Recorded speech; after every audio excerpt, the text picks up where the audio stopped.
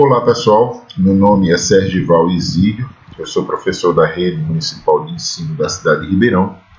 Estou aqui mais uma vez para dar continuidade ao projeto de aulas à distância, né, que a gente chama aqui no município de EducaLive, né, o nosso projeto. Mandar um grande abraço aí para a secretária de Educação, minha amiga Cristina Jordão, né, que está desenvolvendo esse trabalho junto aos professores, toda a Secretaria de Educação, minha amiga Cássia. Um abraço a todos os outros que estão envolvidos, Diogo, que está responsável lá por editar as aulas e tudo mais, e toda a equipe da Secretaria de Educação também. Lembrando que a gente ainda se encontra aí nesse momento de afastamento social, né? Que começou com a ideia de quarentena, mas de 40 não tem nada, já ultrapassamos aí.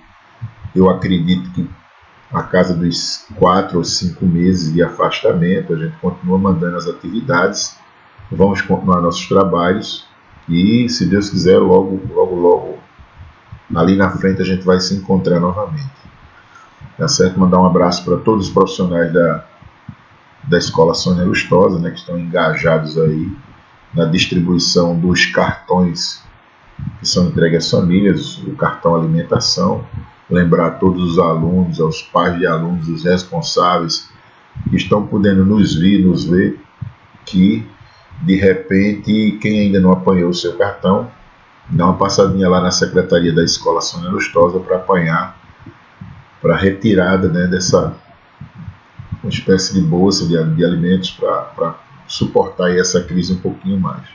Lembrar também a todos vocês que utilizem a máscara, evitem as aglomerações, usem o álcool em gel na rua, o vírus ainda circula entre nós, nossa taxa de letalidade em termos de vírus, de utilização, a taxa do vírus, letalidade do vírus, perdão, ainda é muito alta. Ainda essa semana percebemos que ultrapassamos a marca de mais de 100 mil mortos por conta de uma mesma doença. Eu acho que fazia muito tempo que o Brasil não via uma morte, uma quantidade de mortes pela mesma causa, a causa de um micro-organismo, né, que é um vírus. A gente tem causa de acidente de veículo, causa de outras situações, mas por uma mesma situação de descontrole desses, eu diria assim, micro-organismos, fazia muito tempo que a gente não via no Brasil.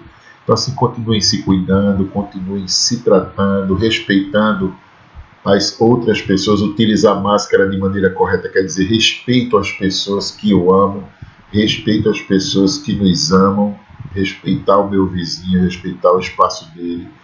E às vezes a gente fica imaginando para que eu tenho que usar isso, me incomoda tanto, mas isso tem livrado muita gente. As pesquisas falam aí, as autoridades sanitárias falam aí a respeito desse controle com a máscara, que diminui a incidência, diminui a contaminação, tá certo? Entre nós, eu poderia dizer assim. Hoje a gente vai falar um pouquinho para o grupo do 7º ano de Ciências a respeito das placas tectônicas e as formações dos continentes. É um assunto que também é comum à área de geografia, mas a gente vai aplicar um pouquinho também em ciências, porque tem a ver com as camadas da Terra, são áreas afins, ciência e geografia, e a gente está sempre trocando, fazendo esse trocadilho, ciências, hoje vejo ciências, às vezes você vê também em geografia ou em história a questão da água, e a gente também vê algumas coisas de formação, perdão, dessas placas tectônicas aqui também em ciências, e o deslocamento delas. Então, assim, é para esses alunos do 7º ano que a gente vai começar aqui nossa aula hoje. Ó. Só lembrando, essas placas, né, que tem essa formação, tem uma camada mais externa sólida, uma camada mais de cima, a parte superior, que são as placas tectônicas, e a parte denominada da litosfera, né, onde estão os continentes e os oceanos, é onde a gente encontra nessa superfície. Essa camada ela é constituída por 7 principais rochas rígidas que mudam de posição e se encaixam como se fosse uma espécie de quebra-cabeça. Todas as vezes que há uma acomodação ou um deslocamento, por mínimo que seja, dessas placas, se provoca um dano relativamente alto do ponto de vista de um estrago na parte superior, na parte da litosfera, na parte mais próxima à que nós utilizamos. Ao movimento das placas são atribuídas as formações das cadeias de montanhas, vulcões, terremotos, tsunamis, paisagens e, eu poderia dizer, o mapa, o desenho do próprio planeta. As principais placas tectônicas, a gente vai falar um pouquinho sobre elas agora. A denominação placa tectônica, na verdade, é uma ideia, é um conceito, uma formação que trata da história geológica da Terra, ou seja, da história de vida da Terra, de quando ela surgiu, de como ela se formou. E as principais placas tectônicas são, aí a gente tem placa da América do Norte, placa das Caraíbas, dos Cocos, né, placa de Cocos, placa do Pacífico, e aí a gente tem algumas que a gente vai falar especificamente. Placa africana, placa da Antártida, placa australiana, placa euroasiática, Europa e Ásia, né? Placa do Pacífico, que é rodeada pelo Círculo de Fogo do Pacífico, placa norte-americana e a placa sul-americana. Essas são as placas, eu diria assim, que compõem essa estrutura propriamente dita. Há, no entanto, ainda as placas consideradas menores, que é a Adriática, a placa Anatólia, a placa Arábica, a placa Caribeana, a placa da Carolina, a placa de Cocos, como a gente estava falando anteriormente, placa leste-americana, placa de Gorda, placa helênica, placa indiana, placa indo-australiana, placa iraniana, placa Juan de Fuca, placa de Naxa, placa das Filipinas, placa da Somália, placa da Escócia, placa de Sunda e a placa de Tonga. Na verdade, assim, há uma distribuição no globo terrestre, só para a gente ter uma ideia de como isso é. E essa distribuição, em cima dessas camadas de placas, eu diria assim, de formação próxima à litosfera, em que se movimentam. Todas essas placas foram identificadas, eu diria assim, através de pesquisas científicas e foram dadas nomes a elas pelas regiões onde elas foram encontradas. Por isso essa quantidade tão grande. As outras que nós falamos são as consideradas maiores, as principais. Essas são as consideradas menores, que se encontram nessas regiões e que tem também, eu diria assim, por assim dizer, sua importância, sua relevância. A gente tem uma imagem aí do oceano, de uma coisa muito bonita, dessa separação dessas placas, algumas muito mais evidentes do que outras, mas a imagem é muito bonita.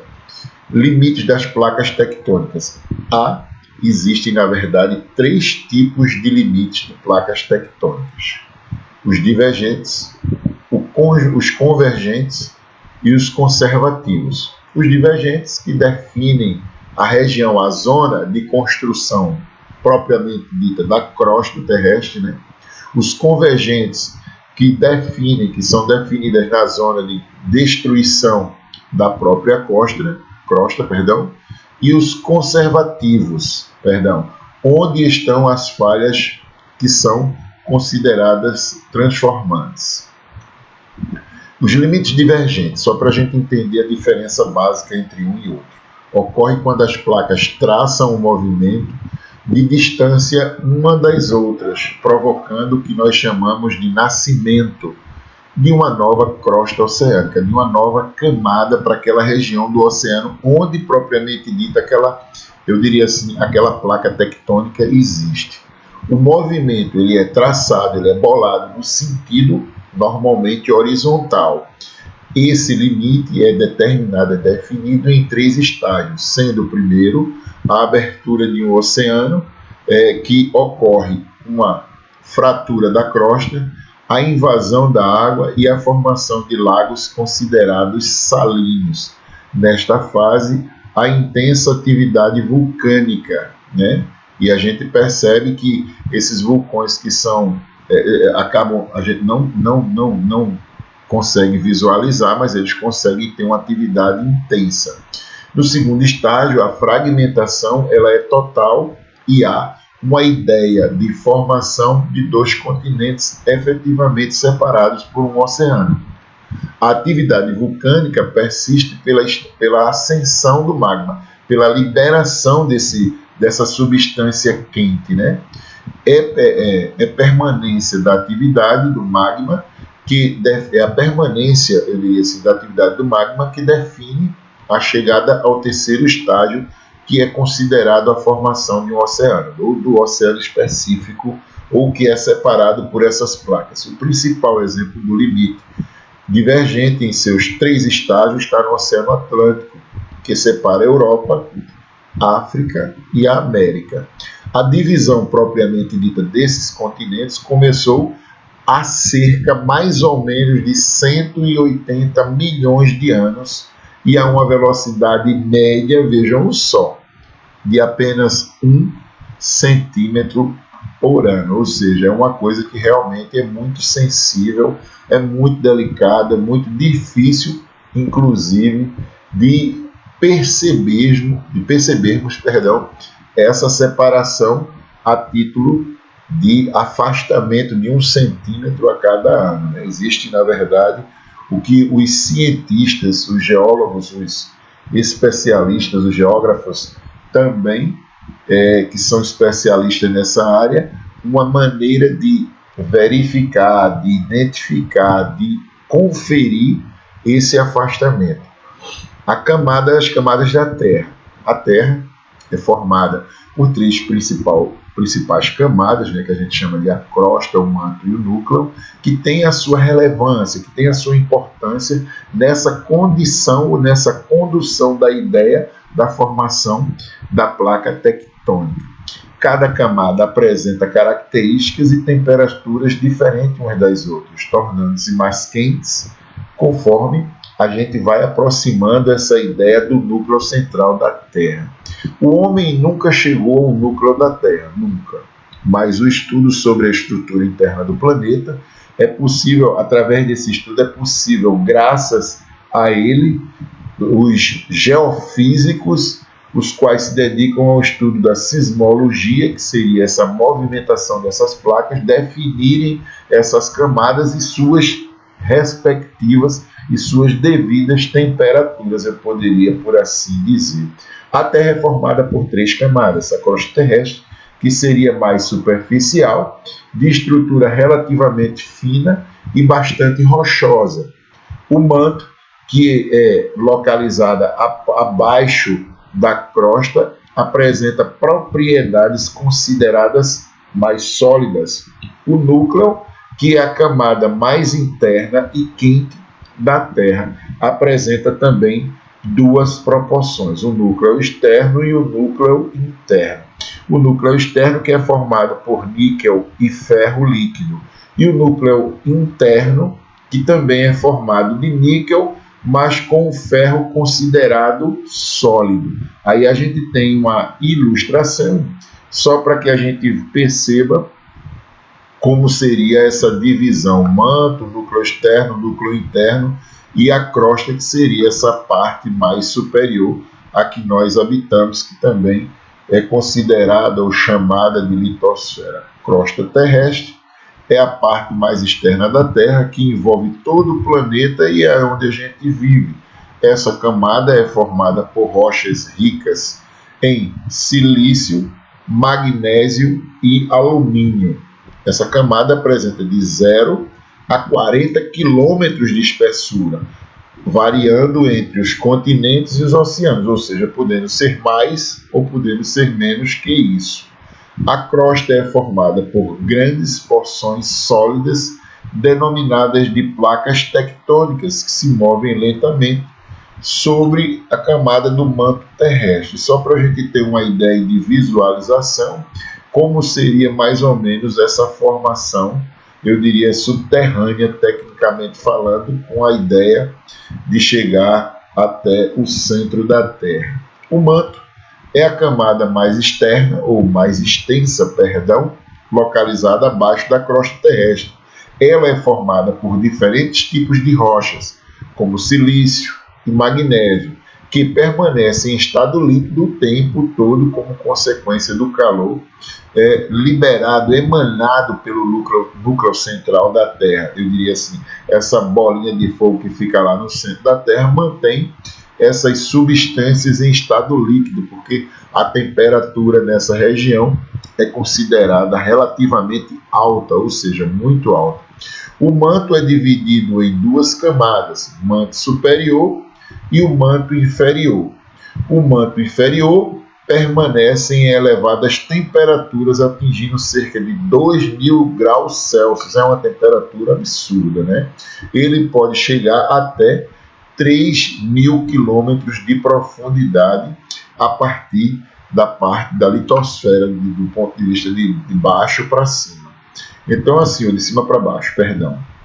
Aí a gente tem mais ou menos uma imagem de separação. O núcleo, que é propriamente dito que corresponde a quase um terço de toda a massa terrestre, é composto principalmente pelos metais ferro e níquel, e também por isso passa por uma espécie de NIF, né? Devido a essa presença desses dois elementos químicos. Essa camada é dividida em núcleo interno e núcleo externo. A temperatura do núcleo externo apresenta-se em torno de 2.900 a 5.000 quilômetros de extensão e é mais fluido, é mais líquido e suas temperaturas podem variar entre 3.000 graus Celsius a 3.800 graus Celsius.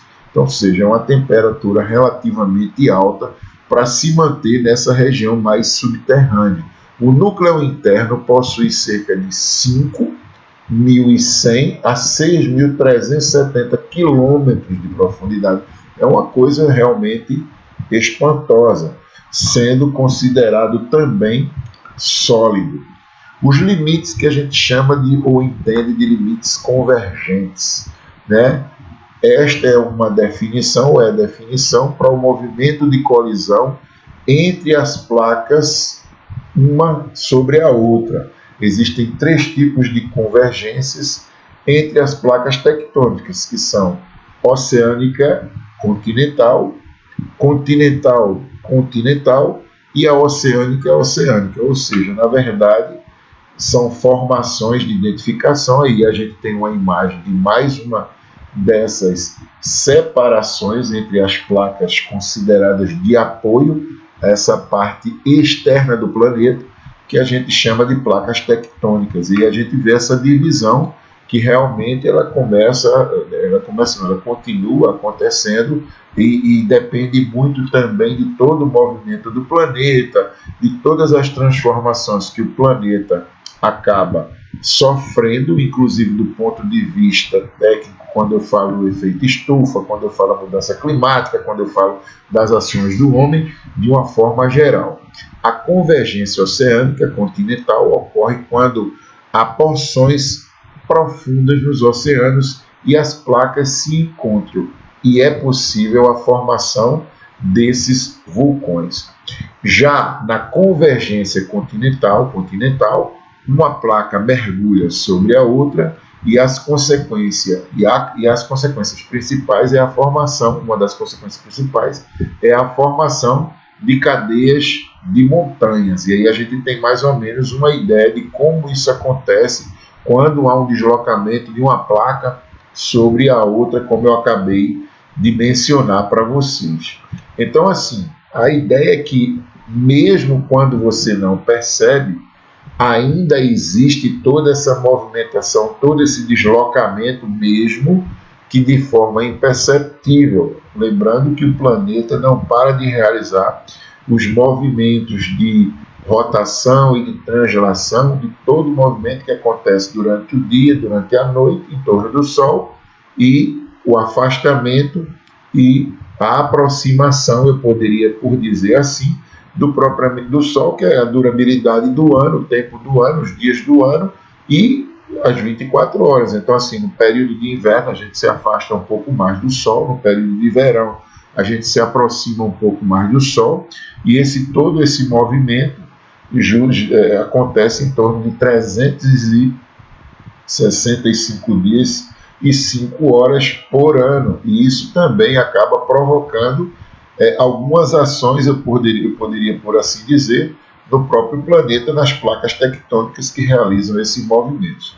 Os limites considerados conservativos são os limites onde ocorrem em áreas de deformação em uma placa que desliza em relação à outra, sem divergência ou convergência.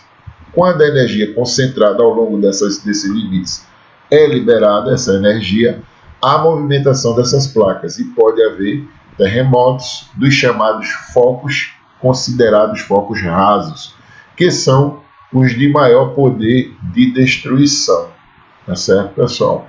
A gente está aí mostrando de uma maneira geral, de uma forma geral, como mais ou menos aconteceria em um deslocamento considerado mais central. Ou seja, todas as ações do homem, elas têm consequências.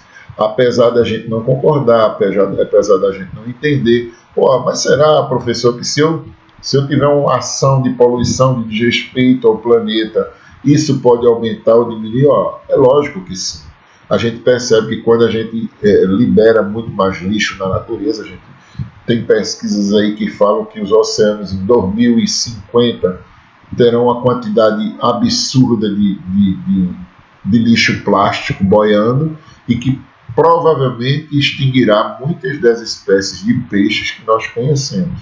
Ou seja, tudo isso também acaba elevando para uma temperatura, voltando-se para uma temperatura do próprio planeta, dificultando essa condição de melhor ou de maior estabilidade do planeta, provocando um efeito estufa maior, porque nós vamos poluir mais, nós vamos impedir mais, nós vamos receber mais essa camada de sol nesse processo de efeito estufa, e todos os movimentos que são em torno da Terra, os invernos serão mais rigorosos, os verões também serão com menos chuva, com menos água. Já existem partes do planeta, eu poderia assim dizer, que já recebem uma quantidade mínima de chuva durante o ano, vão ficar mais acentuados, uma região do planeta que recebe mais águas durante o ano também vão ficar mais acentuadas. A gente sabe também,